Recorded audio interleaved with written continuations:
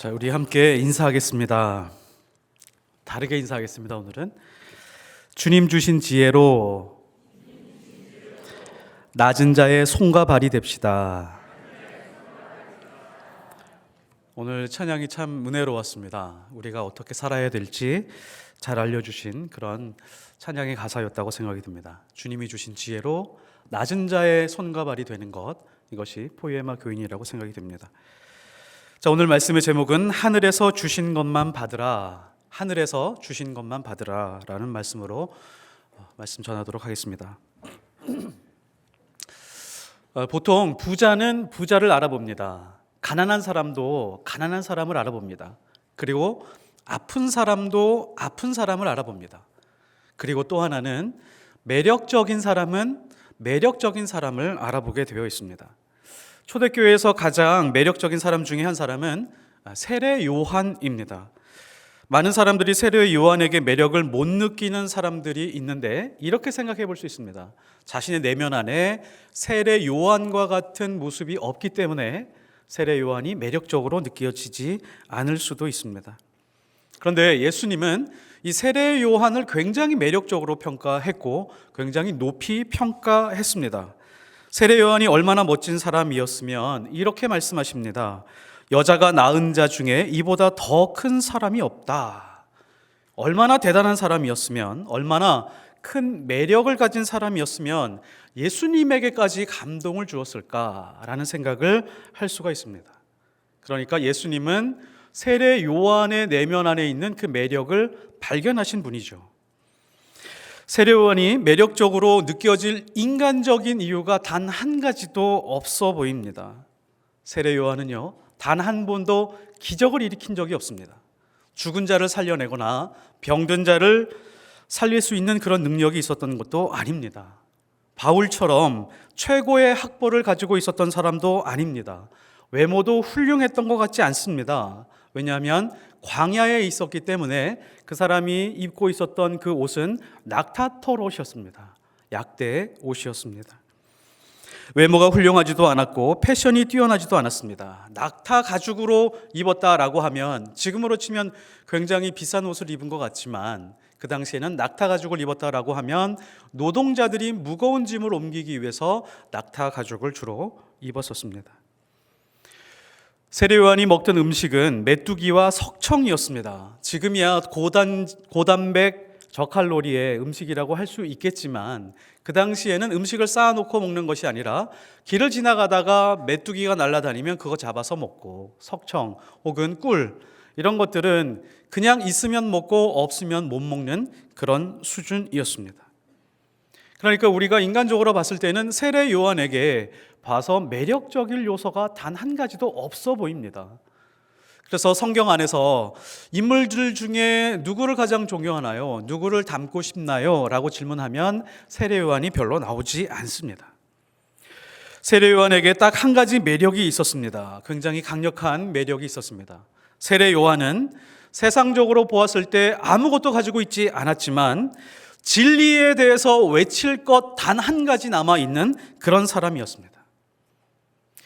사람이 매력이 있다라고 하는 것은 외모로 평가되지 않습니다. 돈이 많다거나 유명한 사람이라고 해서 반드시 매력이 있는 것은 아닙니다. 아무리 초라해 보인다라고 할지라도 좀 가난해 보인다라고 할지라도 그 사람 안에 하늘의 진리를 품고 있으면 시간이 갈수록 그 사람은 굉장한 매력을 발산하게 되어 있습니다. 세례 요한은 어떤 사람이냐? 세례 요한은 진리를 본 사람입니다. 진리가 무엇이죠? 진리가 무엇이라고 질문하기 전에는 진리가 누구냐고 물어야 됩니다. 진리는 예수 그리스도였습니다. 그 예수 그리스도를 목격한 사람이었고 그 예수가 누구인지 안 사람이었습니다. 그래서 진리를 본 후에 외쳤습니다. 보라, 세상 죄를 지고 가는 하나님의 어린 양이로다. 회개하라, 천국이 가까워왔다 라고 강력하게 자기 인생의 모든 것을 다해서 외칠 수 있는 진리를 품고 있는 사람이었습니다. 세상 사람들에게 보라 라고 자신 있게 보여줄 것이 있는 사람, 그 사람이 바로 매력적인 사람이라고 하는 것이죠. 성경은 그래서 이 사람을 이렇게 표현합니다. 소리라고 표현합니다. 본인도 그것을 알고 있었습니다. 나는 소리요, 빈들에서 진리를 외치는 소리요 라고 그렇게 자신은 자신의 정체성을 분명하게 알고 있었습니다. 자랑할 만한 그런 진리를 가지고 있었던 사람. 세례 요한이 아는 진리가 무엇이었을까요? 세례 요한이 외치고 있었던 진리에는 공통된 뼈대가 있었습니다. 세례 요한은 인간에 대한 정리가 끝난 사람이었습니다. 이 회개하라 라고 하는 것은 그 사람, 세상 사람들의 죄를 질타하기보다는 세상 모든 사람들이 병들어 있기 때문에 하나님을 만나야 됩니다 라고 하는 그런 외침입니다. 인간이라고 하는 존재는 어떤 존재냐? 하나님 없이는 살 수 없는 존재입니다. 빨리 하나님 앞으로 오십시오 라고 하면서 인간에 대한 정리가 끝난 사람입니다. 그리고 또 하나는 땅에 대한 지식이 명료했습니다.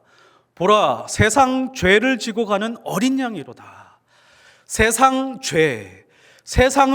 죄로 가득한 곳이다. 하나님과 멀어진 곳이다. 하나님 없이 타락한 곳이다 라고 하는 세상에 대한 지식이 들어 있습니다.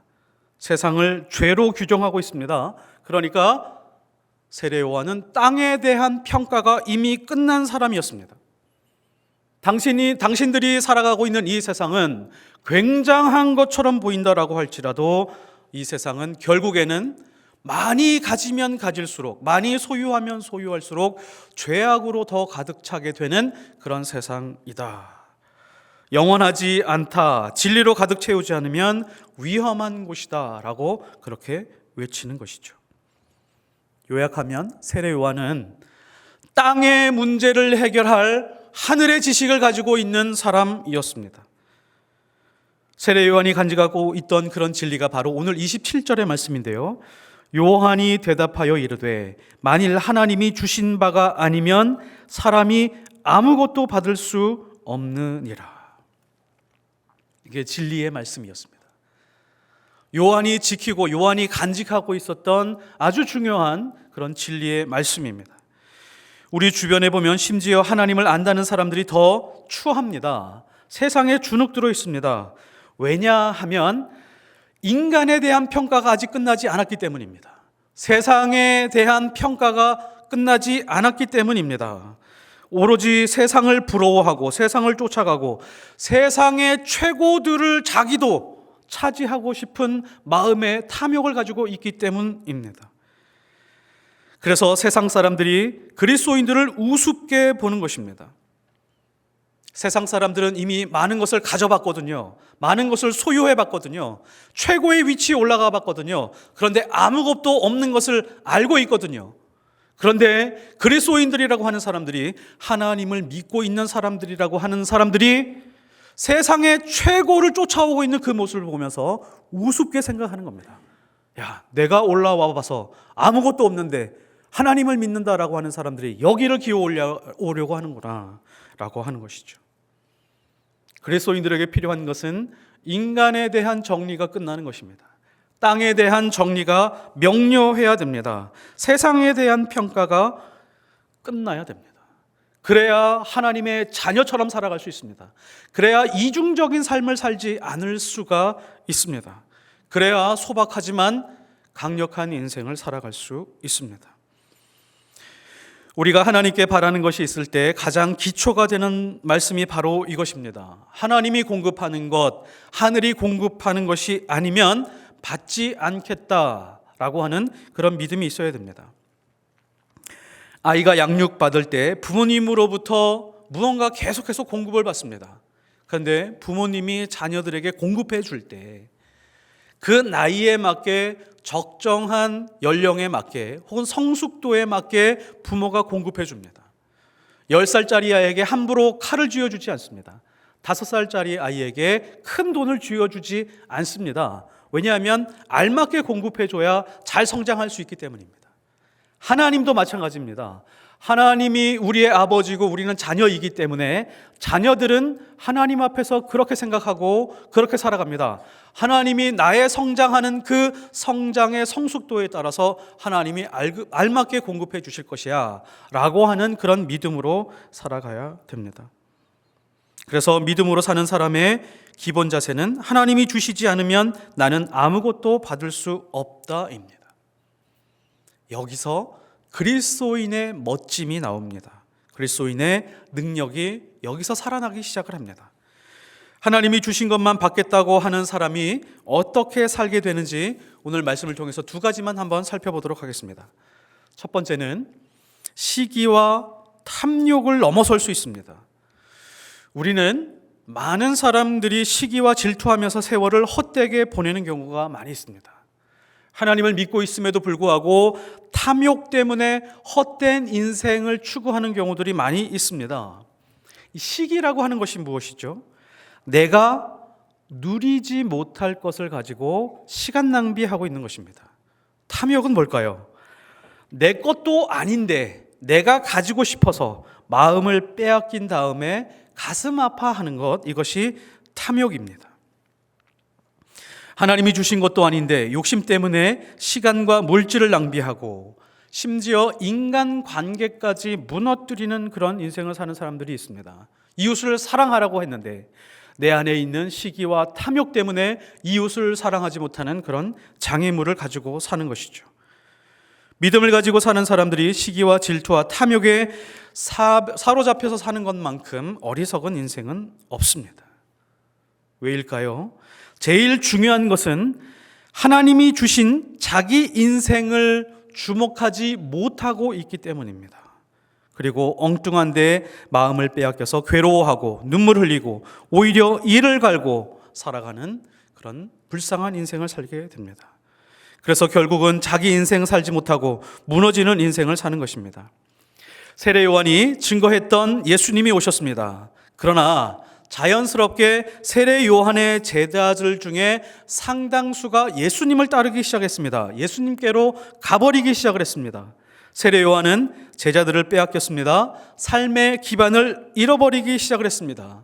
이 위기를 세례 요한의 제자들도 잘 알고 있었습니다. 그래서 오늘 말씀 26절에 보면 그들이 요한에게 가서 이르되 라삐여, 선생님과 함께 요단강 저편에 있는 이 곧 선생님이 증언하시던 이가 세례를 베풀매 사람들이 다 그에게로 가더이다. 남아있는 제자들 중에 일부가 이렇게 이야기를 합니다. 우리와 함께 있었던 많은 사람들이 지금 예수라고 하는 저 사람에게로 지금 가고 있습니다.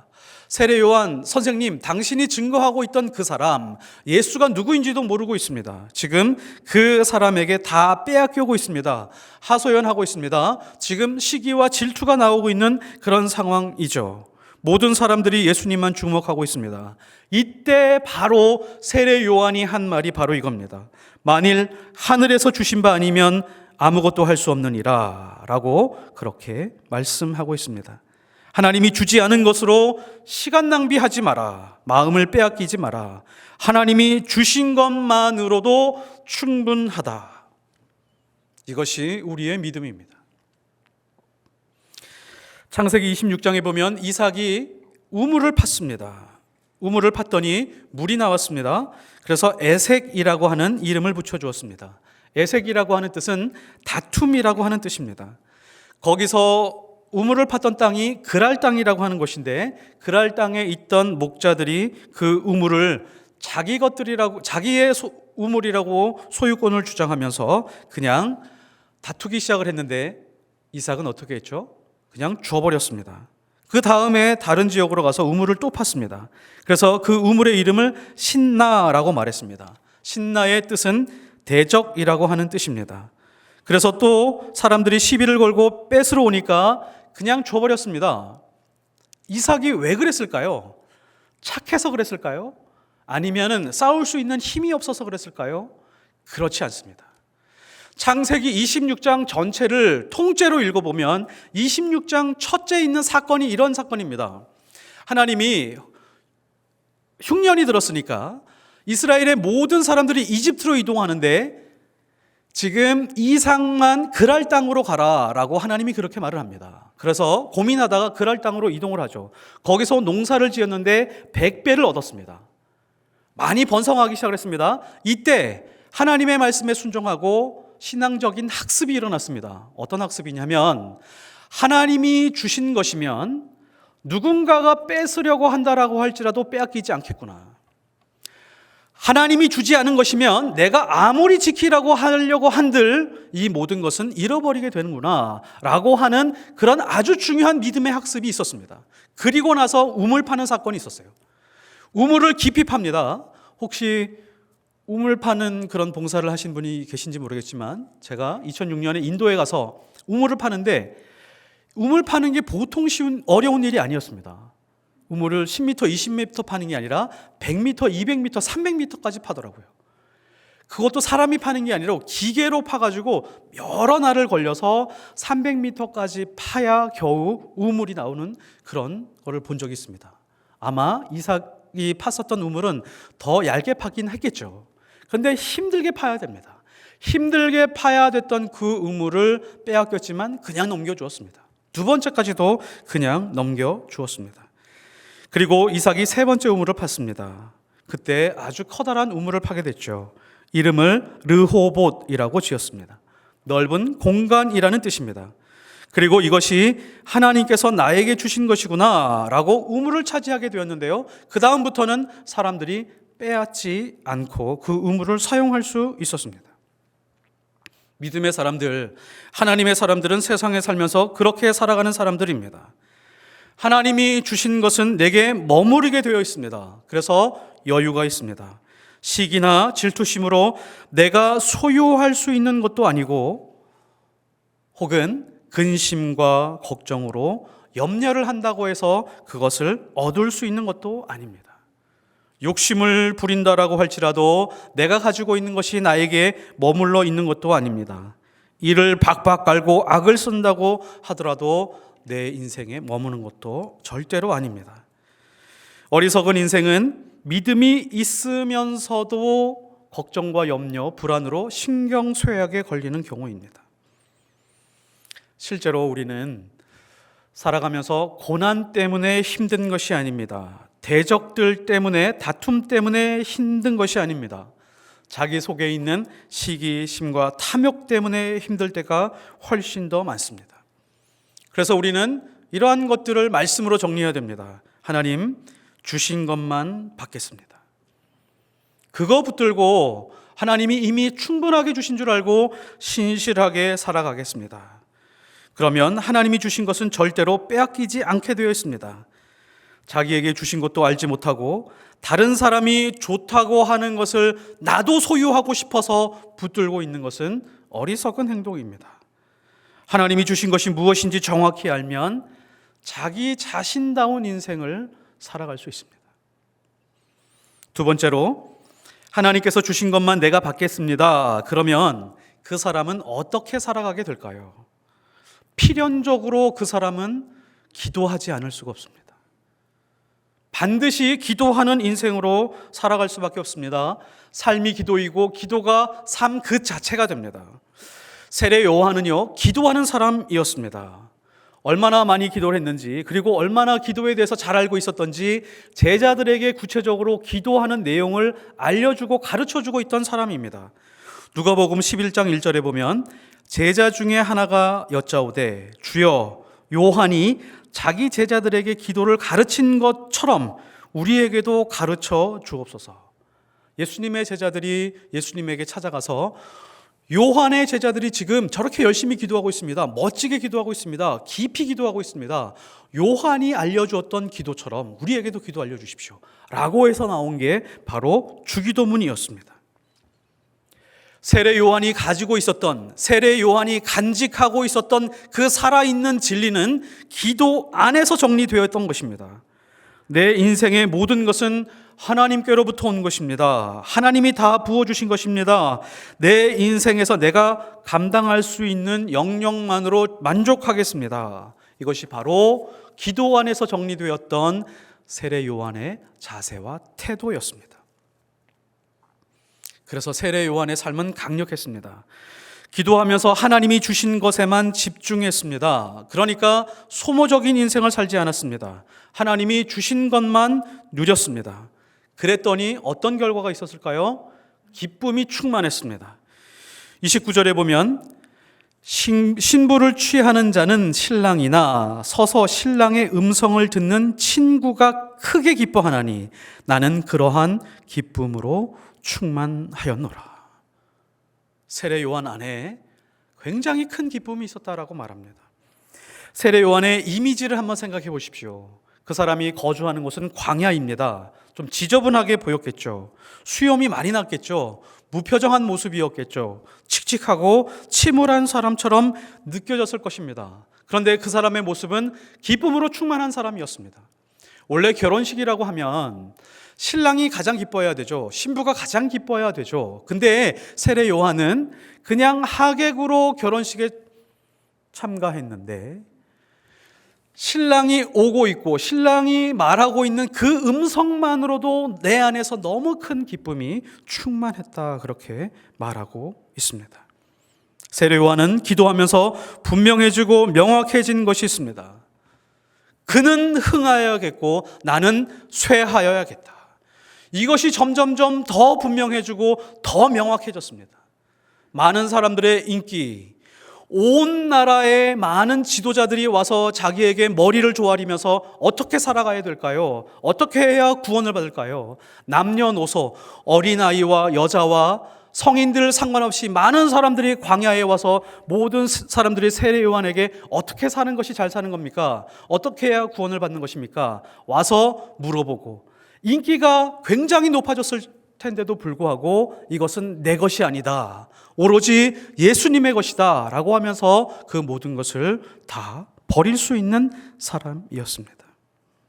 그래서 세례 요한이라고 하는 사람은 은혜로 사는 것이 무엇인지 아주 분명하게 아는 사람이었습니다. 이것이 어디에서 정리됐다고요? 이 사람의 기도에서 정리되고 있었습니다. 보통 하나님의 자녀들은 은혜로 산다라고 말합니다. 은혜로 산다는 것이 어떻게 사는 것일까요? 그냥 불로소득을 누리는 것, 내가 짓지 않은 집, 내가 심지 않은 열매를 맺는 것, 이것을 은혜로 산다라고 생각하는 것일까요? 그렇지 않습니다. 이렇게 기도하는 것입니다. 하나님, 제가 지금 이 나이에 지금 이러한 상황에서 살아가고 있는데 하나님, 저에게 주신 것은 무엇입니까? 그리고 저에게 주지 않은 것은 무엇입니까? 이것을 분별할 수 있는 지혜를 주십시오. 하나님께서 주시지 않은 것 붙들고 인생을 낭비하지 않게 해주십시오. 하나님이 명확하게 주신 그 사명 붙들고 집중하면서 인생을 하나님 앞에서 의미 있고 가치 있게 살게 해 주십시오 라고 기도하는 것이 은혜 안에서 사는 것입니다. 내 힘과 내 노력과 내 업적으로 살아가는 것이 아니라 하나님이 주신 것만 붙들고 살아가겠습니다 라고 하는 사람이라면, 이런 결심이 선 사람이라면 반드시 기도하지 않을 수 없습니다. 사소한 것까지도 하나님께 여쭙고 살아가죠. 하나님, 이거 하나님이 주신 것입니까? 지금 내가 쥐고 있는 이 돈 하나님이 주신 것입니까? 내가 지금 누리고 있는 이 여유, 이 건강, 이 시간들 하나님이 주신 것이라면 이것을 하나님의 뜻에 맞게 사용하면서 살게 해 주십시오 라고 하는 것이 은혜 안에 살아가는 것입니다. 에베소서 2장 8절에 보면 너희는 그 은혜에 의하여 믿음으로 말미암아 구원을 받았으니 이것은 너희에게 난 것이 아니요 하나님의 선물이라. 하나님이 모든 구원은, 주신 모든 구원은 우리의 행위로 인해서 난 것이 아니라 은혜로 주신 것입니다. 구원을 우리에게 은혜로 주신 것이라면 우리가 가지고 있는 생명, 우리가 가지고 있는 돈, 시간, 우리가 함께 하고 있는 모든 가정들, 이 모든 것들 하나님께서 허락해서 주신 것입니다. 내 것이라고 소유권을 주장해서는 안 됩니다. 이것이 바로 우리 믿는 사람들, 성도의 철학입니다. 남자와 여자가 사랑을 합니다. 그런데 위험한 사랑 중에 하나가 이런 것입니다. 아, 저 사람은 예뻐서 사랑해, 배려를 잘해줘서 사랑해, 나에게 너무 잘해줘서 사랑해, 혹은 저 사람은 능력이 있어서 사랑해, 혹은 리더십이 있어서 사랑해, 겉으로 보기에 너무 매력적이어서 패션 감각이 있어서 사랑해 라고 하면 이것만큼 위험한 사랑이 없습니다. 왜냐하면 예쁘지 않거나 배려를 잘 해주지 않거나 내 말을 잘 들어주지 않으면 사랑하지 않을 수 있기 때문입니다. 그리고 혹은 능력이 없어지거나 리더십이 사라지거나 무언가 눈에 가시적으로 보이는 것이 사라지게 되면 그 사람을 사랑하지 않을 수도 있기 때문입니다. 진짜 사랑은 어떤 사랑일까요? 그냥 사랑하는 겁니다. 그냥 사랑하는 거. 그 사람이 어떤 모습으로 있든지 예쁘든지 예쁘지 않든지 그 사람이 많은 것을 가지고 있든지 그렇지 않든지 그 사람의 외모와 조건이 어떤 상태이든지 그냥 사랑하는 것입니다. 그것이 진짜 사랑입니다. 구별되지 않은 사랑, 이것이 은혜 안에서 누리는 사랑이고 담대하게 이웃에게 보여줄 수 있는 그런 사랑입니다. 아내들이 가끔 남편한테 이런 말을 할 때가 있습니다. 여보, 나 사랑해? 이러면 남자가 갑자기 무서워집니다. 사고 친 거 아닐까? 나 몰래 뭐 큰 거 산 거 아니야? 이렇게 질문을 할 때는 이런 의미를 가지고 있습니다. 당신 몰래 내가 큰 거 하나 샀는데 눈 감아줄 수 있어? 이게 바로 나 사랑해? 라는 의미를 가질 때가 있습니다. 그럼 남편이 이렇게 반응할 때가 있죠. 나는 사치하고 낭비하는 여자가 제일 싫어. 내가 그렇게 비싼 거 사면 이혼한다 그랬지? 라고 하면 부부가 살기 힘듭니다. 그래도 아내가 어떻게든 알뜰하고 살뜰하게 살림해 오면서 아내가 정말 가지고 싶은 거 그거 저축해서 하나 샀을 때 남편이 그 죄책감을 가지고 하는 그 말에다가 그냥 눈 감아주고 잘 샀다, 잘했네, 너무 잘 어울리네 라고 말해주는 것, 그게 진짜 사랑입니다. 부모가 자식을 사랑할 때 잘생겨서 사랑하고 공부 잘해서 사랑하고 그러지 않습니다. 사고치고 돌아다닌다라고 할지라도 언젠가는 온전한 성인으로 성장하겠지라는 그런 믿음을 가지고 계속해서 사랑해 주는 것입니다. 그게 은혜고 그게 사랑입니다. 하나님의 은혜가 바로 이와 같습니다. 그냥 사랑하시는 것입니다. 이런 은혜 안에서 하나님이 나에게 꼭 맞는 것을 주셨습니다. 이미 주셨습니다. 풍성하게 주셨습니다. 우리는 지금 하나님이 주신 것, 은혜로 주신 것이 최고이고 최선의 것이고 이것을 충분히 풍성하게 누리고 있다라고 그렇게 믿고 살아가는 것이 은혜 안에 살아가는 것입니다.